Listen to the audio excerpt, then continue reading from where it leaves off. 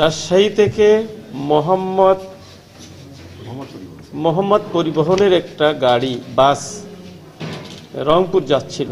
10টায় ছেড়ে তারা পৌঁছানোর কথা ছিল 4টায়।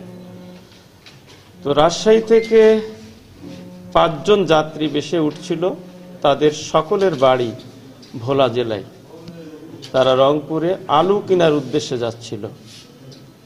তো আমরা গোপন সংবাদের ভিত্তিতে জানতে পারি তাদের কাছে জাল টাকা আছে।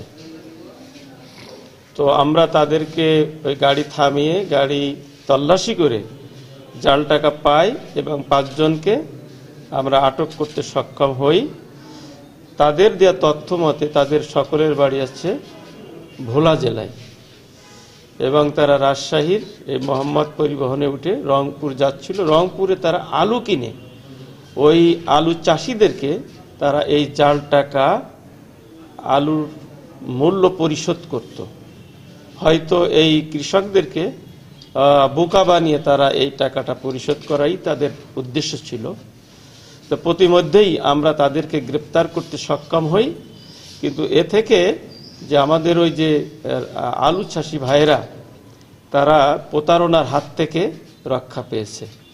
এই টাকার পরিমাণ হচ্ছে 9,43,000।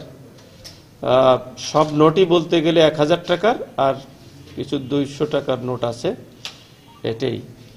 তো আমরা পরবর্তী এরা কোথা থেকে এই জাল টাকা তৈরি করলো, এর ফ্যাক্টরি কোথায়, ফ্যাক্টরির সাথে জড়িত কারা, সে ব্যাপারে আমরা পরবর্তীতে তাদের বিরুদ্ধে আমরা ব্যবস্থা নেওয়ার চেষ্টা করতেছি।